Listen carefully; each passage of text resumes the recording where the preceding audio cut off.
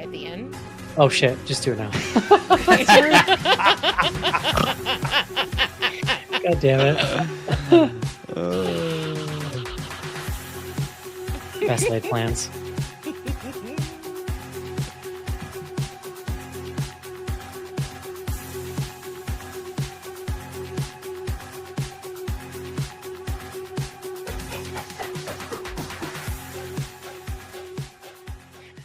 Hello, everybody, and welcome into another exciting episode of Bloody Good Horror. My name's Eric, and I'll be your host for this evening, where we will be reviewing 1999's Ravenous.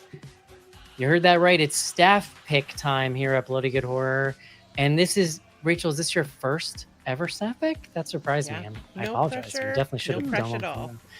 Joining me tonight, first up, she picked tonight's movie from the Bay Area of San Francisco. Please welcome Rachel to the show. Hello.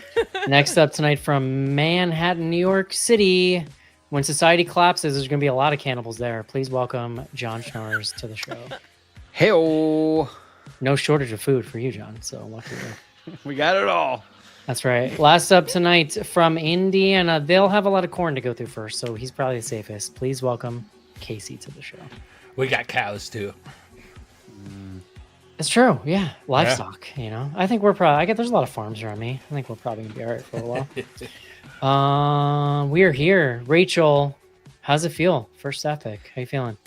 I feel a little nervous. I was saying to Joe Ferry, I'm going to try my best not to take it personally that my feelings get hurt when you guys all hate this movie. But Come honored. on. I'm honored that you asked me. I feel like, look, I'm just be straight up with you up front. I feel like you picked like a cult classic, and you know you were sort of like interesting. You feel like I it's thought it cult was a pretty classic. strong pick. yeah. Okay. All right. I like where this is headed. I think I like the vibes. it's an extremely interesting pick, and I can't wait to talk about it. There we go. And because I know you, Rachel, I knew you'd be nervous. So here we are. Let's see how this plays out, everybody. Let's do it. Let's take a quick break and review Ravenous.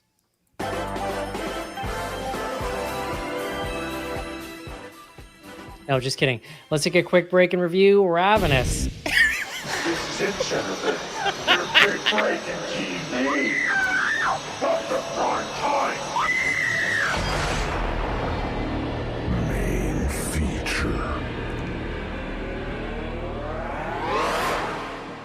John, can I just get something potentially awkward out of the way right up top? I mean, I love that you ask, as if anything I said was going to prevent you from saying what you want to say next. So Guy Pearce is so hot in this movie. Smoldering. It's like 98. It's like Legends of the Fall Brad Pitt action. So from Guy Pearce in this movie. this is 99. LA Confidential is 97, I believe. They could have been shot like pretty close together. I mean, who the hell knows? I mean, we could probably figure that out, but I don't know off the top of my head. If you go watch LA Confidential, he's so young, and like they cast him to be like he's so just like chiseled, handsome. It's almost, you know, that character is meant to be that. It's like slightly the same thing they're trying to do here, which is like you are at least like, you know, the character that he's playing. It's different but similar. The handsomeness is a part of the whole role. Smoldering. I almost couldn't deal with it. A little schnarzy. Just gonna put it out there. The hair and the Love that. Love that for me. If you could grow like sexy stubble beyond your little like white guy goatee, I think you could get there. Yeah. Well, look, I'll just tell you right now. I thought the other guy was giving a lot of Newell energy. Robert Carlyle. Oh God, which one? Robert Carlyle. After Guy Ritchie, it drops off in terms of Oh, yeah. commentary. No, well- like if you're giving me like Jeffrey Jones, we're gonna have a problem. if I got on here, I was like, oh, let me tell you. No, at the end of the movie when he's the vampire. He's like the Oh, bad guy. okay, interesting. There's Newell vibes for me. I don't know. I don't know how to take that. I wish. I don't had know his if it's hair. just Eric, like, because remember, I also have like a Mark Eric thing. You know, you can like that's fair. you can body match either which way there. I feel like, but That's fair. Yeah. Now who's getting awkward? No, look at check out the Robert Carlyle picks. Like it's there's something there. All right. Well, John, please bring us the word of the day.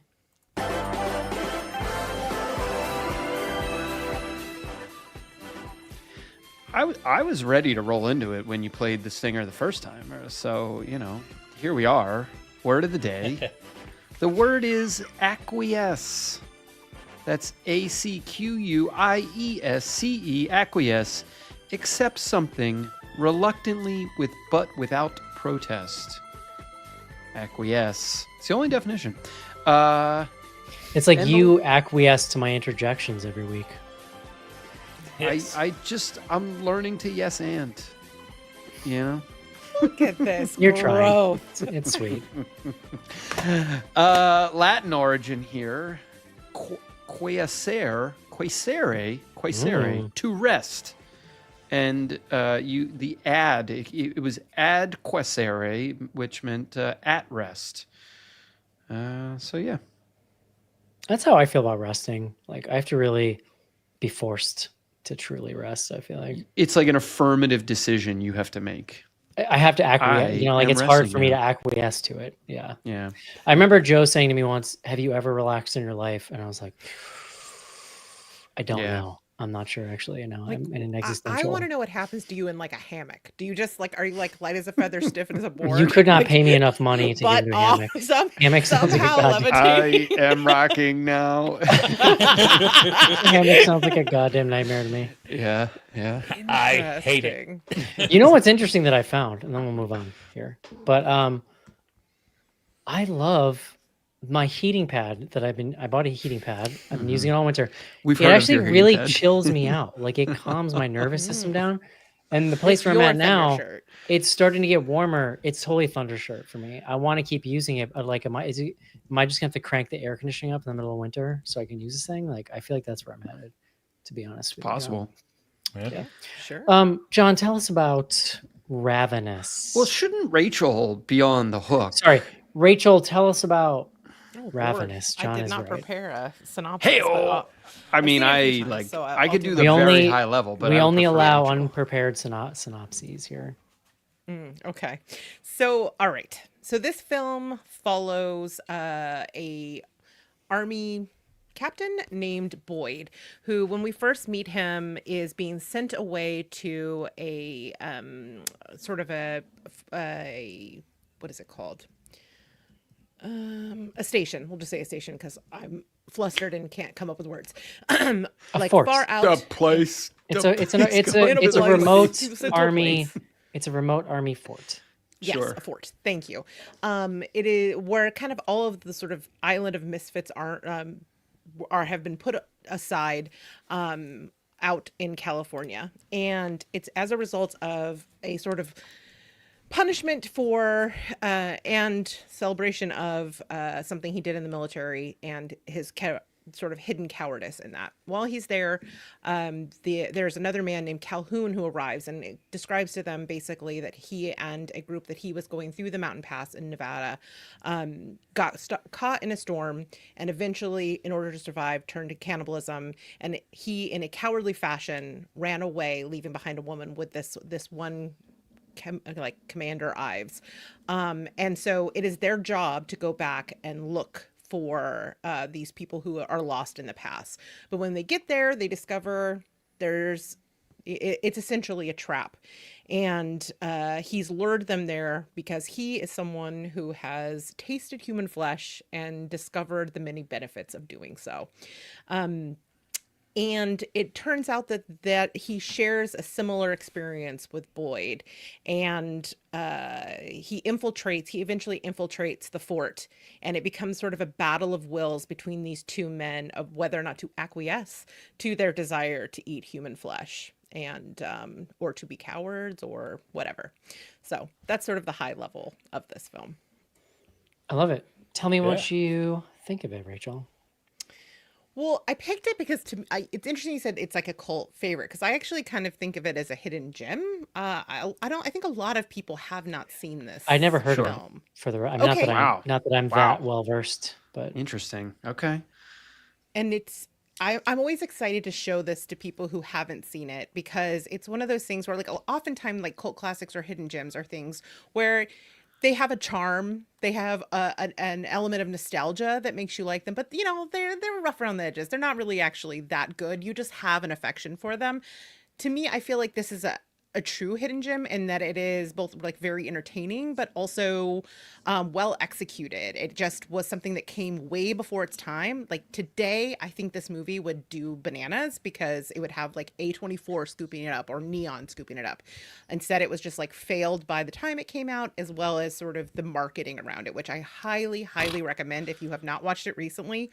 Go back and watch the trailer for this film. It is wild. Well, and Wild. look, I would say we can get into it. Oh, sorry, I don't know if I froze. I was going to say we can get into it. We should definitely, but like in rewatching this, I do not envy the marketers who had to try to figure out how they were going to pitch this thing in Yeah. the 1999 environment. You know, like Yeah. So Now they would just put A24 before it and it would sell itself essentially, right? But yeah, this was absolutely before its time, and it had like a very storied and problematic and development hell. Like there were three directors. It was a mess, right? I So was it's reading kind of about it. It's kind of so like so it's shot in Slovakia, which I found super interesting. They fired the director like right before, and then they were still rewriting it. It sounded like when they started shooting, and then they brought in. Did I get this right, Rachel? I think it was directed by a woman, right? In the yeah. end, So it yeah. it was originally like this Artur, who was like this Macedonian director that Robert Carlyle wanted to work with, which is why he took the role. But he like clashed with the execs, and they brought in another director who was this guy who had only thing he had directed at that point was Home Alone 3.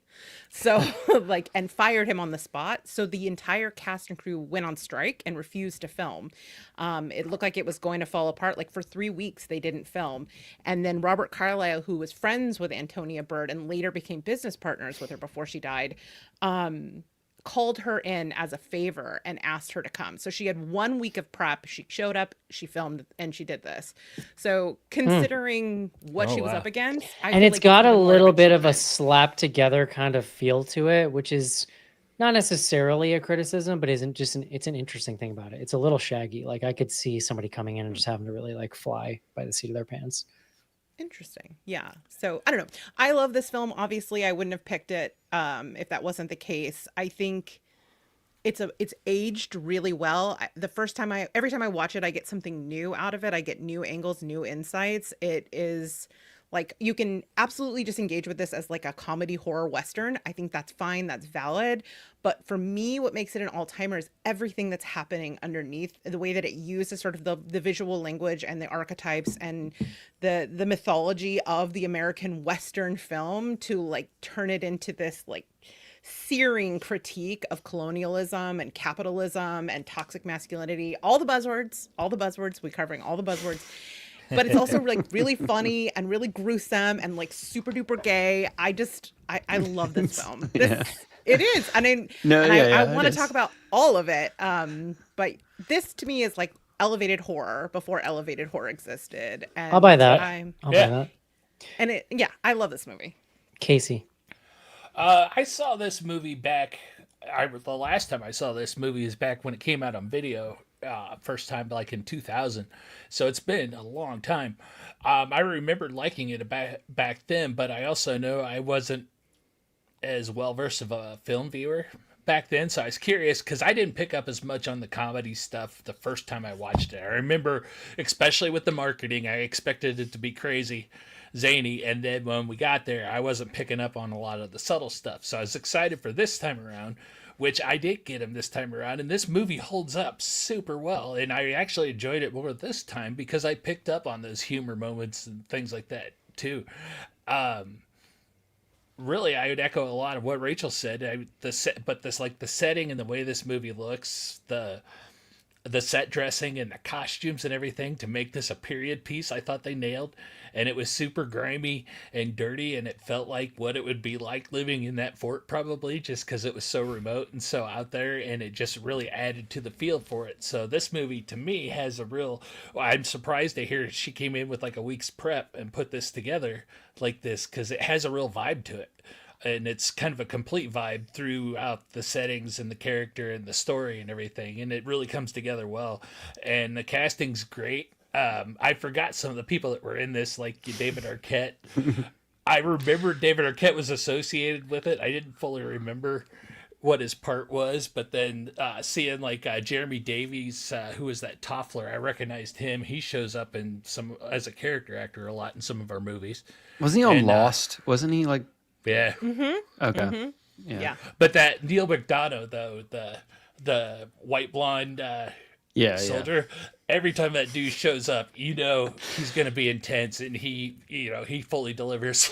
I So could it's a good not time. deal with that guy's Eminem hair. Like, I'm sorry, sir. Where did you find bleach in the West? That's That's what always he his looks hair. like. That's Yeah, what he that's looks just his like. hair. That is, Yeah. There's no way on He's just a fucking earth that's his towhead. natural hair color. No, There's it no is.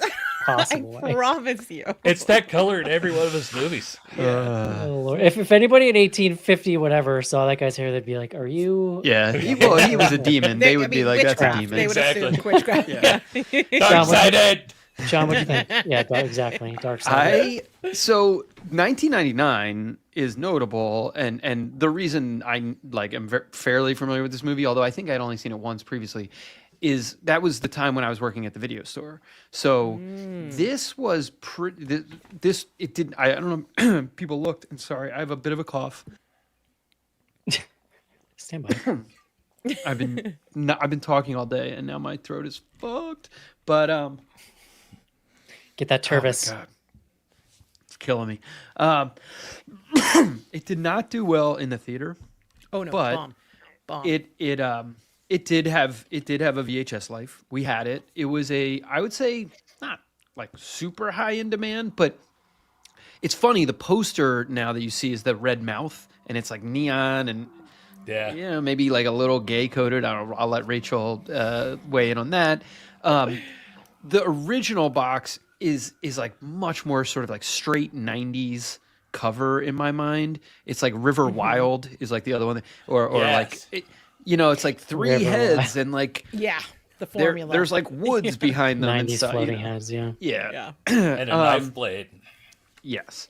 No, and so like I do think this movie was, poorly marketed. I will stand behind the statement that I think it would be hard to market.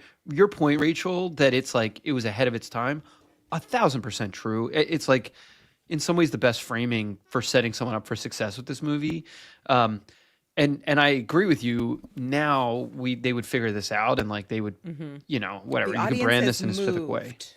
The audience has moved towards understanding and appreciating this film. I think there was not an appetite, for the kind of social commentary that's happening in this. Well, and it was there also is coming now. out, and we've talked about it some on the show, but it's coming out at like a pretty wacky time in horror generally, right? Like, Yeah. 99, 2000, you're basically stuck in like post-Scream morass, is what I would describe 99 horror as. Like, I mean, shit Jason like X was like 13 2001. Ghosts, House on Haunted Hill. Like, Yeah. Well, like and you the think post-Scream about- wave is sort of waning. Like Valentine, we talked about a couple weeks ago. The Yeah. post-Scream wave is starting to just drive off a cliff, and they're trying to figure out kind of what's next. Well, and I'm trying to think like, But you're 3 years away from Saw, Cabin Fever, like Yeah. the kind of like the Splat Pack The- stuff. but like American Mary isn't that like 01? No, it's not. I don't think it's that old. Is it later than that? All right. In any event, I mean, so whatever. 2012. Turn of the century. Oh wow, that was a lot. There's another movie was May that early? May is 2000. Yeah, May is 01. All right, so maybe I'm just getting those two 2000? confused. It's a weird 2002. outlier. It's also like super. So that's super what I'm saying. We're adult. just stuck here in a Yeah. place where like we don't know what's next, and we're kind of looking for it. It is also a time where I think we're in like blockbuster Hollywood video time where they're everywhere now, and so Yeah. there's a little bit more of a market for something like this to then hit Well, shelves and become kind of a cult hit. but this is also like I was at an independent video store, so like this was a thing that we would highlight to differentiate ourselves from the Blockbuster where you went in and it was like, you know. So I also think, and Did you wear white gloves there too? no, no, no white gloves. Ooh, throwback. I also think, and this is just like based on like a wisp of a memory, I think this was super early to DVD. If I don't know if you all remember, This was when big DVD was, DVD times. Yeah, this is probably around the time I bought my first DVD. Honestly. yeah, there was a point there where it was like there were only, I swear to God, like 100 movies that were readily available on DVD, and I do feel like this hit right when we were transitioning to DVD and people were like more broadly adopting that technology. And there so was I a think it had 3, little bit of 4, a moment 5 year there. stretch where just every week there were movies coming out on DVD for the first time. That was so exciting. Like I discovered so many 80s horror movies I'd never seen just because companies were just picking stuff up left and right. Well, I mean, that shit's still happening, I feel like, with all the 4K restorations and yada, yada, yada. But in any event, That was back yeah, but in now the I don't era- have to get up off my couch, so I don't. just nostalgia for that era. And when this movie came out, to what Schnars was talking about, that's when you'd buy a new. That's when I got my first DVD player. But that's when they give you like 5 free DVDs if you bought the DVD player. And Ravenous, I think, was one of them. Yeah, and it was like, oh, I've never heard My of this first, movie, but my first here we are. DVD was Natural Born Killers. Nice. Mine was Starship Troopers. So I. Well, can I give you my like review on it? Yes, Sorry, you because can. the first time I saw this, I loved it. Like this was definitely, I saw it. By the time I saw it, I had kind of clocked it as hidden gem maybe, and so I was like prepared and sort of like went in, had a great time with it. I actually found it like even crazier than I remember on this It's watch. nuts. This is an odd film. Well, and this is, so here's the thing, because I sort of agree with the point Eric was making about the shagginess. I actually will side with Eric. It's not like the tightest movie of all time. The music choices, and Eric texts about this, so I'll let him go on it. I'll let him riff. The music choices that are happening are so wild. I love them. No, look, it's what makes this movie work in the way that it does. But I guess I didn't know the piece about Antonia Bird coming in that late. But my suspicion was that they shot it, they got it down, and there was just like, we got to figure out this thing. And there was a lot of like figure it out in post, and they were making some like production design choices. There's a maybe quick in little post. blurb in the Wikipedia about 2 people. I don't know the names, but 2 people that they hired to work on the score, which supposedly brought some buzz to it because I guess they were kind of like experimental. Well, Damien musicians or Albarn something. is the lead person for Blur, and Okay. Michael Nyman Yeah. is like an award-winning composer. They mentioned specifically like there's loops and like it's. I have. It's thoughts, cool. Carry on. I remembered it being like gorier than it was. Like it was sort of almost less gory than I remember. But it was for 99 before the 2000s broke us. totally. And it's like, but it was also like weird. This was not a very violent or bloody time. This was actually this was a time where censorship was actually really tight, which is what sort of, in my view, led to like that 02, 03, 04 like explosion of craziness. Yeah. When I saw this was the goriest movie. So I think in that context, it's pretty bloody. Yeah. Well, and then you saw Saw and had to lay down for 2 weeks. It's partially why I think those movies had such an impact on people, because audiences were just starved for like carnage. Oh yeah. Yeah. All right, Eric, sorry. Can I go now? I can 100% see why this is a cult classic. And I agree. It's the weirdness that to me I could see making this movie sort of sticky with people. I really like the take, Rachel, that it's kind of ahead of its time with some of the themes that it's working with. And certainly I will be honest, if this was a modern movie that I was reviewing and we were talking about that stuff, the heady stuff and the sort of like themes and stuff, I would knock it for being so literal. That like, for me, I don't get any of it until this guy just stands in front of the fire and gives a speech about westward expansion. And I'm like, oh, that's what this is about. Like, so I think that it could have been I don't know, a little more subtle or something. I love a period piece. I really like this little ragtag crew of people we meet when we get to the fort. I love a little crew. I love a weird little crew full of weirdos. Oh yeah. In fact, I was a little bummed when halfway through the movie, there's just no one's kind of around anymore. I was happy that David Arquette stuck around. Although I'm like, man, this poor dude. Do you get a complex at some point that you just constantly get cast as like, you know, people with struggling mental faculties at some point? I don't know how to say this here. I'm just saying, you know. Yeah. He's always like, oh, you need a little guy that maybe fell on his head once. Meet David Arquette. It is very Shaggy to me. Like, it actually doesn't surprise me at all to find out somebody came in hot last minute to shoot it. To me, like some of the shot framing, the editing in particular, it actually reminded me. I was on Joe Ferry's podcast recently. I don't know if he's in the chat. He probably is. And we were reviewing like a very early Martin Scorsese movie that he made with Roger Corman, and it actually really reminded me of that, because Corman's whole deal, right, was like, you get one shot, that's it, one shot, move on, whatever. And this had a little bit of that vibe there. Again, I don't want to like, I actually think that all this stuff is partially why it's so interesting, right? Like, because it's just wacky. It's very weird. Like, the story is weird. The characters are weird. They got a great little cast of weirdos, one incredibly sexy man. And then I got to say, had never for a moment did I think this was a comedy. And you guys actually kind of blew my mind when you said that.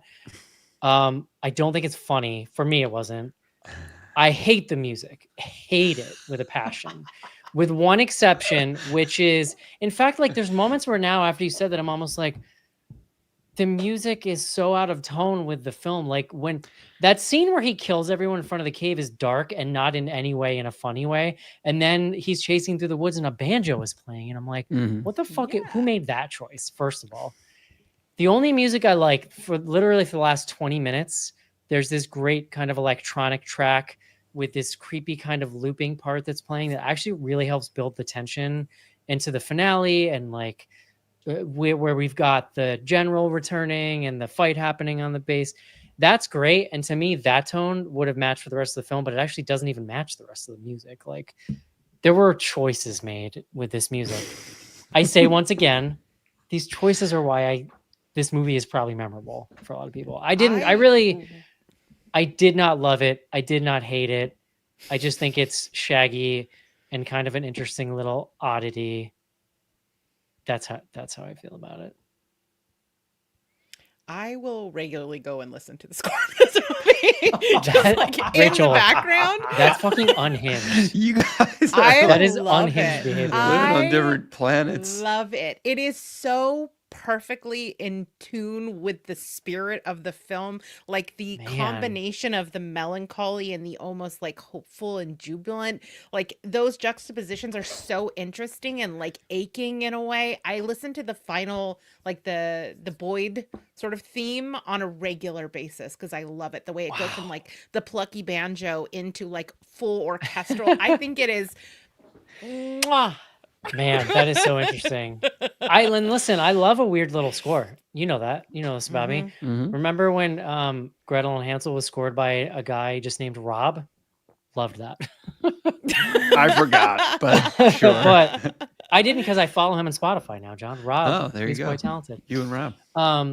Yeah, I don't think it's bad at all. I just like, man, is it wild. It's just a wild, weird, wacky little thing.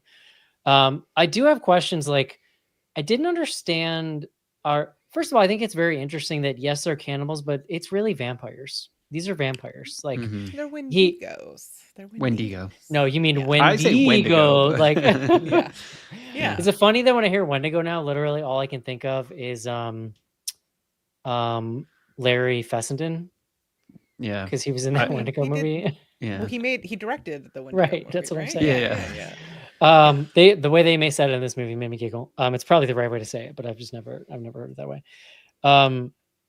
No, I get it, but it's like if you strip bare all that stuff, like, it's essentially drinking this blood, eating the food gives you kind of immortality in a way. Like, and it can literally bring a person back from the brink of death. You've got this person that's kind of the Dracula.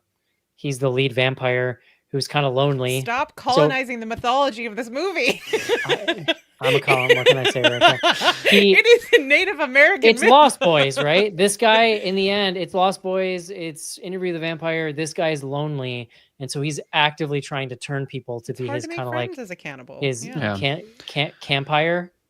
His Vampire plan posse. was, I think, quite good. What I didn't actually. like about the original plan was like he already had the advantage in that he could stalk them from the woods and they would have no idea that he was there. There's only like 4 or 5 of them on the base. Just hang around until one of them goes out to take a piss and kill him. Like the whole elaborate, we're hiking out to the woods. Like he didn't know they were going to leave him outside with 2 people. You know what I mean? Like I was like, all Well, right. he engineered it where he It's was a little acting James- a little. It's a little James crazy Bond and- villain. I feel Well, I like. mean, like he sends the two sort of like he engineers it so that the two most formidable foes are like away while he's able to like take. Yeah, out but the that weaker might not have people. worked. Is my point.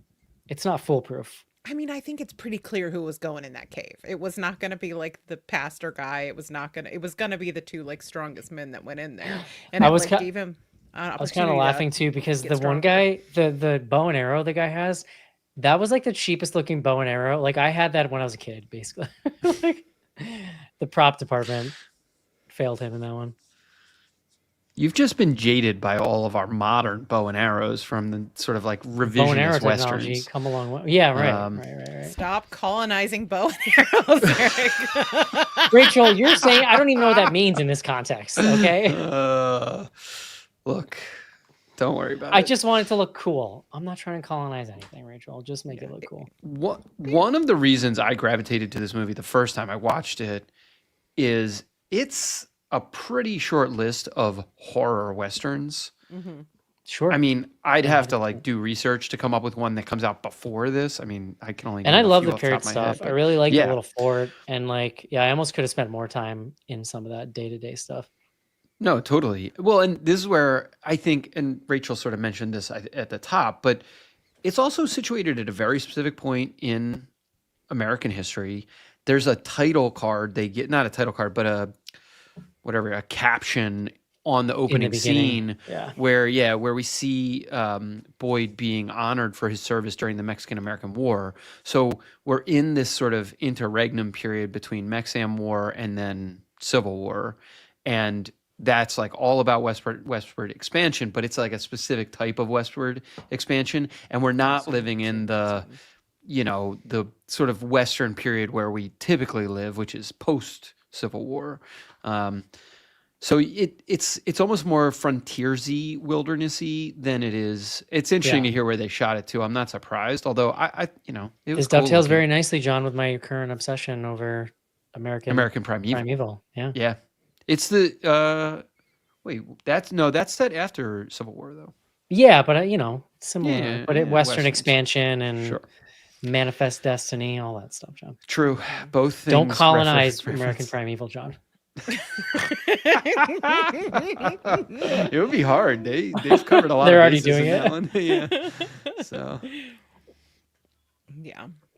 I don't know. I also think the performances in this are really stellar, sort of across the board, whether it's the more sort of camp or comedic roles like Jeffrey Jones's, which I know problematic. He sucks, but I'll be did honest, face consequences. He so fucking kills it in this movie. He's so kills good. But I think also we talked about it in Beetlejuice. Like he's kind of always great. Like he was a good Yeah. actor. He's just. I'll a tell you the one scum moment that did make human me being. laugh when he pulls out the big book in the beginning and he uses it to smash the walnuts. That was Yeah. funny. Yeah. But I also think that Robert Carlyle is great here. I think he's probably the standout, right? Because he gets to do so many different things. He gets to be so many people. He gets to be kind of unhinged. He gets to be very like arch and high camp. He gets to do all sorts of things. But watching it back, every time, like I said, I see something different. I enjoy something different. But it was really, I liked watching Guy Ritchie's performance because even it isn't as like obvious. The things that he's doing are so subtle and so layered. Like knowing also what's actually internally happening with him having on a rewatch is really interesting, because you can feel all of this tension roiling under the surface, and you interpret it one way the first time you watch it, of like he's maybe horrified by what he's hearing, but going back and understanding that like what's actually under the surface is like fear, shame, angst, desire. Those things really, to me, make the performance even more interesting, because I do think he communicates it but also hides his hand well enough so that the first time you see it, he's not like, while Robert Carlyle is twisting his mustache, like he's doing a lot more interesting subtle work here, and the combination of the chemistry between them is just like crackling, so that by the time we get to that final fight scene, like I will not hear criticism of that final fight scene. It is so brutal, and the way that they are like it, there's nothing pretty about it. There's no dance to it. It's just two men doing everything they can to cause grievous bodily harm to each other, and it just like it has so much impact. It's hard to watch, but also like so compelling that you can't look away. And then the way that they sort of end together, sort of in that embrace, to me embodies everything about the dynamic of their relationship. And it ends with kind of like some funny lines. I love the entire sort of final act of this film. Well, in my reviewing this time, I didn't pick up so much on Guy Pearce's character, Boyd's character, and his cowardice, and how that kind of bloomed from the very beginning of the movie and kind of boiled under his skin through that. And it was really impressive seeing it now, having a better appreciation for film and stuff, to see how well that really kind of bubbled throughout the entire movie and directed some of his tension towards that, and really made that, with that same fear and stuff, watching him battle that cowardice and battling Robert Carlyle just made that character that much more dynamic, because he's fighting his fears.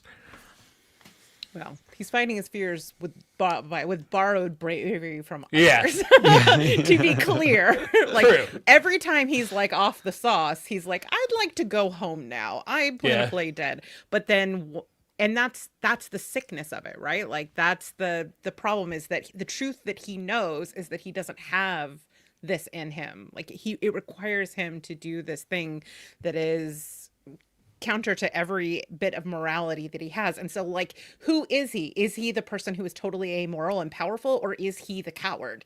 And that sort of internal tension of the character I found really interesting. Yeah. Is it truly acquiescence to give in? Like that. You know who acquiesces? What's his name? Jeffrey what? Jones. He made me laugh because like he comes back and he's like, he's all in. He's like, yeah, we're just gonna do this. We're gonna like be bros, whatever. And then like 5 seconds later, he's like, you know what? Fuck it, just fucking kill me. Yeah. And he lets him out. That scene. So Rachel, or I think you were making the point earlier, the Jeffrey Jones death is super bloody. Like that at the time. Yeah. Was, I mean, the just like gushering, yeah, he's good. I mean, what was it? You said something else that I was gonna jump on, but now I can't remember. So much handsomeness. Oh, I was gonna ask, what do we think? Do we think an oversized bear trap like that really existed, or was that made solely for the purpose of the final scene of this film? That's a good question. I don't Yeah, I know. don't It was so big. It What was were for they the woolly catching? mammoths. Yeah. I don't know. Grizzly bears, but even like a regular bear trap was a We third do not the have size grizzlies of in that California. Well, I was fair. struggling No, I'm too, looking though. at historic bear traps. They're huge. thing. Oh well. What kind of? Oh wow. bear- There you go. Okay. yeah. Great. What is it? Is it like a California bear? Is that what they're called? I mean, we have like black bears and brown bears. Black, yeah, maybe. Because isn't it on the state flag? A big bear. Big Yeah. old bear. Yeah. Big old. They just call it a big old bear. Big old His bear. name is old Bob, bear. Big old much bear. like your favorite composer, Bob the Bear. Yeah. Is it? Big ol'. That's not really the name of the bear. No. You're so serious about it. It's called yes anding. Do you see how it opens look. dialogue? I've only got so much energy tonight, so. But fair. Okay. I'll throw in there too. It's also fun looking back on this now. What is it? 25, 26 years later, and having followed Robert Carlyle's career and watched him in tons of other stuff and come back and watch the maniac that he pulls off here is just fun because he's proven to be a great villain throughout, and it's good to see. It's just fun to see this incarnation of it because he's pretty unhinged, and he's really menacing when he gets the blood and the handlebar mustache and stuff going. Yeah, when he's like, I mean, I don't think it's not intentional that he looks like a conquistador. You know Yeah. what I mean? Like Right. there are For sure. very, as much as you say like, oh, it's so on the nose, I do think that there's a lot of subtle stuff that's happening. Yes, he does kind of give it, there is some mustache twirling speech with the two of them standing together framing an American flag as they're looking out toward the horizon. Like those, that Yeah. certainly occurs, but there's a lot more that sets all of that up. Like the discussion of when Martha is telling him about the Wendigo, and then on the other flip side of it is like a painting of Christ on the cross. Like all of that is very intentional. It's juxtaposing those two things. It's talking about like the way that Americans also came in and colonized religion. Like, you know, not Americans, soon to be Americans. I guess they consider themselves Americans. Like went in and colonized the religion and consumed and took and never gave. Like those kinds of things. All of that feels very intentional. That's why I was like giving you a hard time for like don't colonize the mythology, because it's very intentionally Native American mythology because it comes from tradition, but also like it applies to what happened during the colonization of this country. So I don't know. I thought I knew Eric was doing that. Glad you called him out. it's time. I figured it was Yeah. time that we sat Eric down and we talked about his Yeah. I'm gonna start colonizing saying ways. that just like in work meetings, like don't colonize this The conversation. spreadsheet. please. Yeah. Oh boy. Oh boy. You can get arrested for that these days, Eric. You gotta be careful. Arrested. No, John, haven't you heard a new regime in town? I can say whatever I want. No, Yeah, well, I consider- meant colonization is actually, wasn't it one of the words that has been struck from The world's like, burning to doesn't the ground. Who exist gives a anymore? shit, John? yeah. No, that's sort of, I think that's it is a where I was bad going. word now. Yeah. No, I mean there's a list of words that have been deleted, and one of I Yeah. think colonization is one of them. You know, We I are neither rebels, confirm nor we are deny breaking the law. existence John. of such a list. Speaking of words, Liz says she loves it when you say interregnum. I must have zoned out. I didn't hear it, or I would have gotten excited. Well, you know, here we are. Can we talk about I mean, if there's other stuff we want to talk about on Ravenous, I was looking at Antonia Bird's IMDb, mostly working in British. She's done like every iconic British TV show and like done. I've seen one other of her feature films. Don't say it. I saw it at the theater What? in, I believe, 7th grade on a date. That makes sense. The film is Mad Love. Yeah. Never She seen it. hates that movie. Hates it. Of course. That's why she said she would never work in Hollywood again, because Oh, they interesting. took it. They came in after she filmed it, chopped it up, and turned it into a different movie. Look, I've never seen it since I saw it in 7th grade, but I remember at the time being like, this movie is fucking wacky. You know, like Yeah. it's- Well, she made a different movie. So Yeah, in her no. defense, she doesn't claim that one. It was so just much. fun. Like, as I was scrolling down, I was like, have I seen any of her other movies? And then I was like, oh my gosh, Mad Love. How Yeah. about that? Yeah. No. So, She made like her thing was she always wanted to make sort of like socially conscious things. She wanted to like give voice to people who do not have power, were marginalized. That was, she came out of like the Thatcher years in the UK where she was like doing lots of like films and things about disenfranchised people. And so she came over to make this film about mental illness, and they turned it into that movie. So What is Mad Love? I've never seen it. it's Chris O'Donnell and Drew Drew Barrymore. Barrymore. Yeah. And it's like And a that- madcap romance, and then at the end she has like a mental health. Yeah. No, Well, no, that'd be great. it's that 3-year era when Chris O'Donnell was a leading man.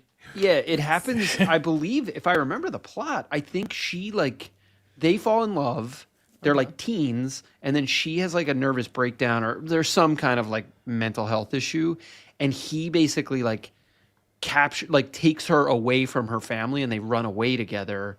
But then like he's like, oh boy, like I might have not like made a good decision for either of us. And I forgot to grab that's her the mad meds. love is like Yeah. I think he like I don't remember, but I think he takes her back and is like, Yeah. we need Here to get you her real go. help. Yeah.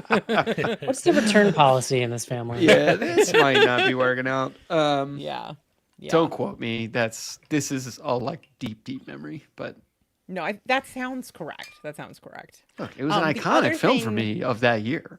So, So, oh, was that a great date? I mean, it was a date. Like that, you're happy for anything in seventh grade. Like to be clear. Yeah, dude. Fair. I think you'll appreciate this other sort of fun fact about this, John. You'll feel validated. The one thing about Ravenous she doesn't like is they added voiceover. Oh, She feels voiceover Where is is there even insulting voiceover? to the audience. It's early in the film when he's talking about, like, we're getting the backstory about the Mexican American Yeah. War and him being, and we're watching it happen, and he's presumably telling the truth about what occurred. And like, there is a mirroring scene later in the film where it's fine, but she hates it. She thinks she's like, you could go to like anywhere in the world, sit down with like somebody, an unhomed person, and they would be smarter than the studio execs that are making these decisions. Like, God bless she her. hates it. And I was like, when I was reading the background for this, I was like, I got to remember to tell John this. 'Cause yeah. I feel like this is the detail that will sway him to my side. if he's We're not look, already we're there. soulmates now. Antonia and I. I mean, I saw she passed really young. She Yeah. died young. Yeah, she had thyroid cancer, and weeks later she was diagnosed with it, and weeks later she was gone, crazy. in her 50s. That's too bad. It is too bad.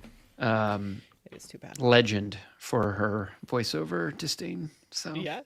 Right. I was gonna say I did love the opening scene when he's eating like of them all eating those undercooked steaks in that tent. Oh yeah. Blech, the Loved. bone-in steak. Yeah, yeah. Yeah. good As times. someone who has misophonia, that is like one part of this film that's tough for me is all the eating noises. That's how much I love this movie. That like with all You know the what's eating, I'm like, What's yep, occurred to watching me it is again. I now follow. I just am down this rabbit hole. I follow a lot of like food influencer, like people who just like eat food, and it's like all the loudest eating noises. And I guess I'm into it because I just all day long they're just fucking let's go. It's like I'm watching food porn. Like I can't have it, Eat so I just for want to me. watch it. It's always trash I could never eat. You know, Dude. I'm like, yeah, I get it. That's crazy. It is a little, yeah. No, I You do don't. you, boo. I don't It's a disagree. mad love situation we got developing here. Yeah, a real star-crossed romance I got going on with food. All right. Anything else about Ravenous? Would you recommend it, Rachel? Yes, and every chance I Clearly. get, I do. Casey? Yes. John? Yes. At the risk of losing Rachel's friendship, I'm going to say no. And I quit. I'm out of here. And she's out. Taking her We've Stanley arrived and at that going. moment. All right, guys, let's take a quick break and do some fan mail. I'm genuinely surprised you hated the score. Send feedback to info@bloodygoodhorror.com or on Twitter using hashtag AskBGH. Join Patreon to get back episodes and much more. Patreon.com/bloodygoodhorror.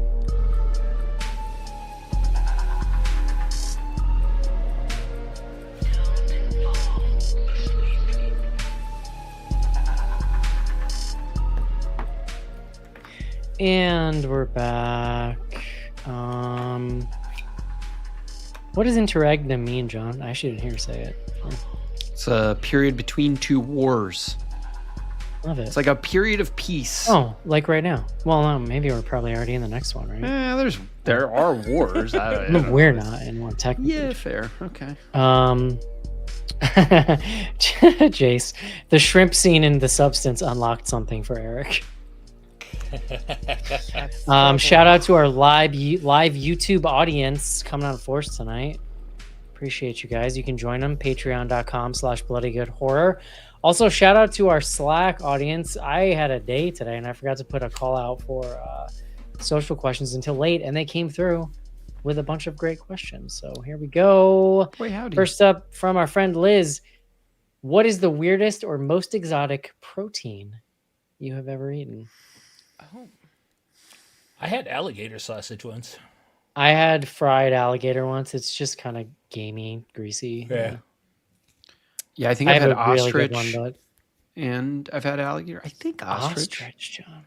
I've had Yeah, I feel like ostrich. there was like a I've had point where you could ostrich. get ostrich at like at some Outback steakhouses. Like, wasn't There there was like a an short ostrich? bit. Fuddruckers, Yeah, there you was a could get an short phase ostrich of it for a burger. bit. Really? Yeah. Yeah, it was a What did thing. it taste I definitely like? got ostrich. Like Chicken? Turkish? Yeah, Yeah, Yeah, Turkish, more I think. Yeah. Turkish than chickeny. bizarre. Mine is cricket protein. Did they kick you in the mouth, or were they not whole? No, it's powder. So basically, this was a kick for a while. Like, the people are like, it's like, oh, insects, it's so sustainable and like blah blah blah. It's actually like it's a pound for pound, it's a better source of like straight protein than beef or dairy. There's all kinds of these other nutrients in it. Sounds like the but big bug lobby's gotten to you. They've but never okay. really got. Well, no, they've Since never we're really headed gotten towards Snowpiercer, you're gonna do great. Snowpiercer. You're gonna do great. Good luck. The problem is they've never really gotten the price to a point where it makes sense if you can have other stuff. So like, I will Right, just 'cause they go would these need to days with pay like you to eat it. So yeah, like but pea protein or like So, peanut protein or something is biz. fine for me. I just can't do dairy. But anyway, it's fine. Like I've had it. It's I've purchased bags and eaten entire bags of cricket protein. okay. I think I've had one of the bars. I think you can Yeah, get some the of that bar stuff in you wouldn't bar even notice form. anything's weird with the bar. Yeah. It's just I mean, all those bars taste generally the same to me. So, I haven't done the bugs, but I've eaten like rabbits and squirrels and stuff too in the past. I don't know that I've eaten anything that cute. Well, I don't know. The animal itself is not that weird. People eat lamb, but I feel like the part is more unique. Like I had haggis when I was in Scotland. Like I was yeah. on wow. the shore Yeah. of Loch Ness, and I was like, I mean, it's not that exotic, but a nice lamb chop. yeah. Get you where you're going. But this was it's like the lamb, heart, not a lamb. lungs, stomach, Yeah, the and oatmeal and haggis buns. is all organ meat. Yeah, no, Yeah. I know. It was good though. To be honest, if I'm honest, it was pretty good. Not for me. I mean, I wouldn't go to like the local haggisery and Sling get me one, some haggis. but like when in Rome, when in Scotland, you Hello, eat sir. all sorts of Well, stomach. Tommy's answer is puffin, which seems like that's Okay, gotta that be hurts my illegal. heart. Did he have gotta it in, be. like Seems like something Iceland I or would- something? I'm not sure I would say that out loud, but here we are. Now I've said it out loud in the show. Is that like they Um, do that in? I forget. Are the puffins north or south? Is that like you're in North. Newfoundland and you Like, eat they the do it puffins? in, like, they're like Iceland penguin and shit. Yeah. adjacent, sort of. Yeah, they're like chubby penguins. They're like cute no, but the little- penguins are south and the puffins cute are little north. land birds. Yeah. Mondo, if the BGH crew were stranded in an outpost and out of food, who gets eaten first? Let's be honest, I'm the most well marbled. Y'all are There's eating not me. a lot of meat on me, honestly. Dude, yeah, I'd keep you guys alive for a month at least. That's gonna be the rub because I will definitely die first. But I'm not gonna sustain you guys for very long. Not if this is Ravenous rules. You take one bite of us and suddenly you're Calhoun. Yeah, you're just back in action. Like, he had tuberculosis. true. Look at him, full I conquistador. literally A said during couple this of movie, dudes would later. this cure me? Because I would try it. Oh, there you, Like- Eric. It's a whole GI solution here. Yeah. Oh, GI is the least of my. I got all kinds of problems. Sure.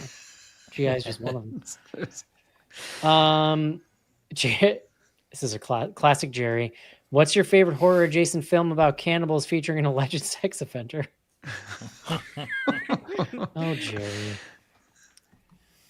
This one I really Kevin like. Spacey in any Yeah, I don't know. cannibal films? I Oy. mean, we're talking about Hollywood here. That list might be longer than you think, Jerry. Yeah, probably. Andy, Aussie Andy, with Eric's restricted diet, could he eat a person? Yeah, I mean, I largely eat paleo, so like, seems to me. It's like the most paleo. It's Yeah. original paleo. It's just- yes, yeah, paleo. Paleo- you Cracking can open get. the marrow. yeah.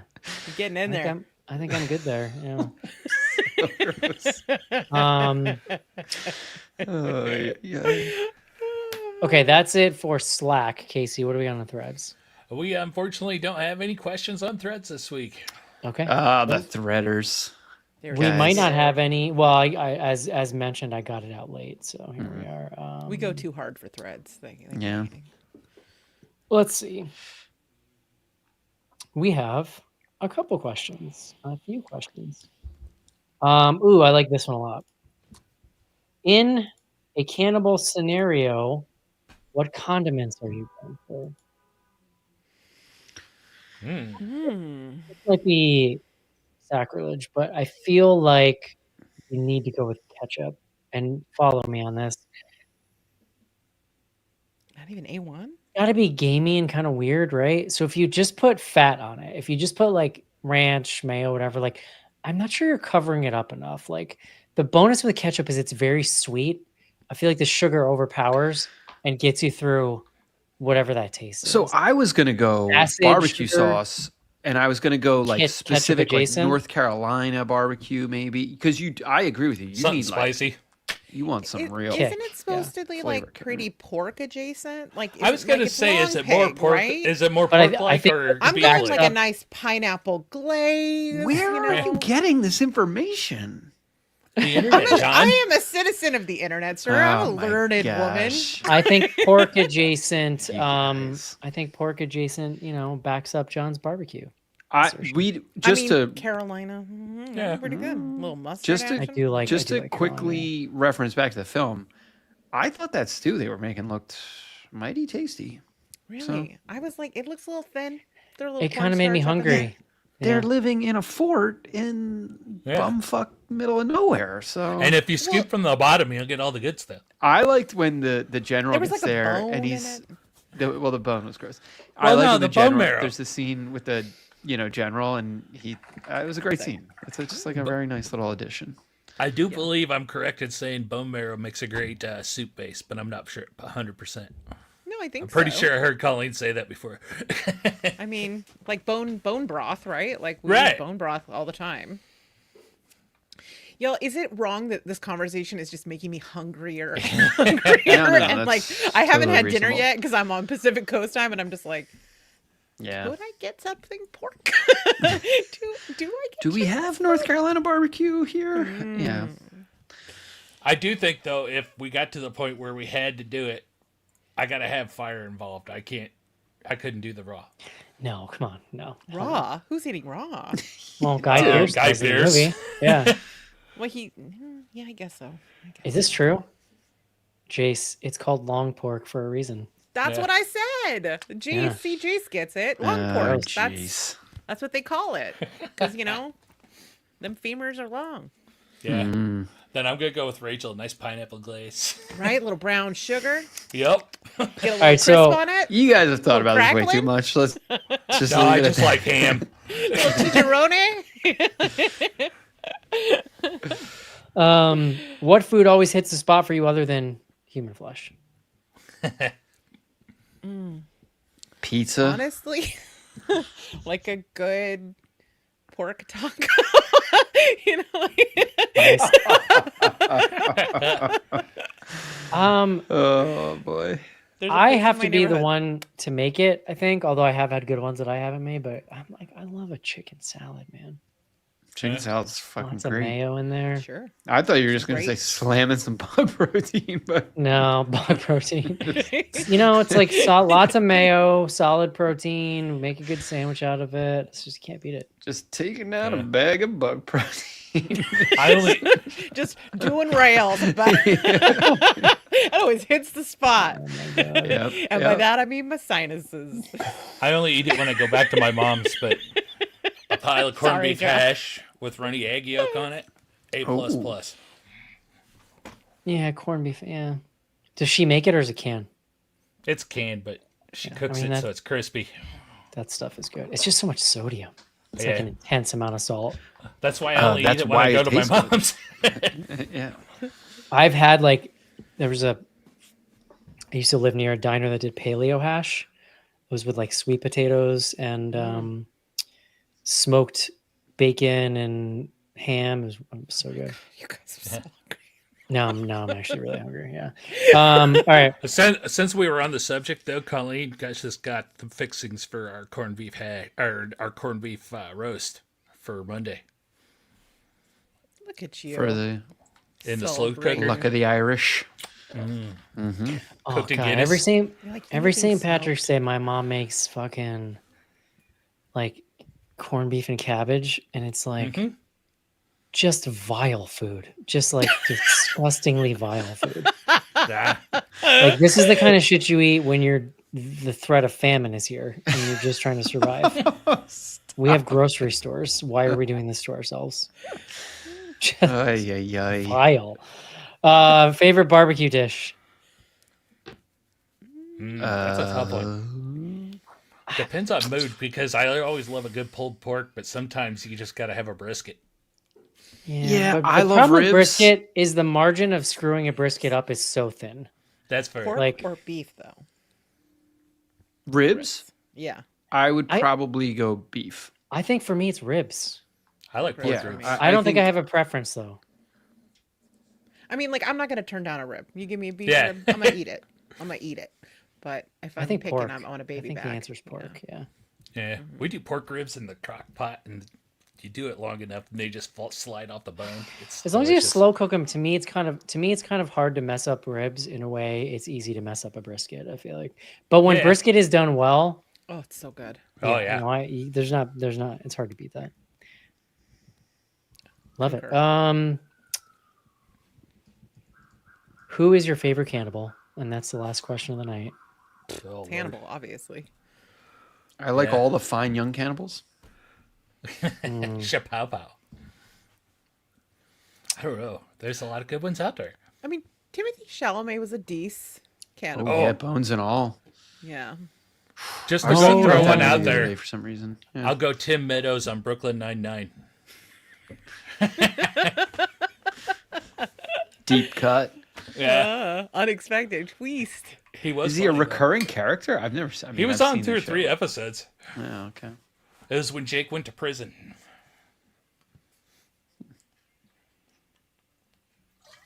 Love it. All right. Do we know what we're doing next week? So Opus in theaters. It's definitely out in New York. I mean, we'll have to check. That is the theatrical release. I have not seen a trailer, and I'm not Opus, watching huh? one. There's also that Ginny Penn movie. I That think one that's looks in good. theaters. Yeah.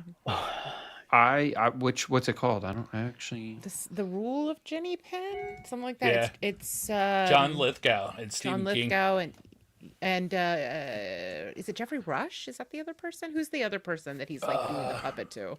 Oh, that looks fucking weird. Okay. Yeah, Yeah. it's supposed to be Interesting. good. I haven't seen it. I've seen Opus. I have not seen Ginny Penn, so I can't speak to its quality or lack thereof. But I've heard.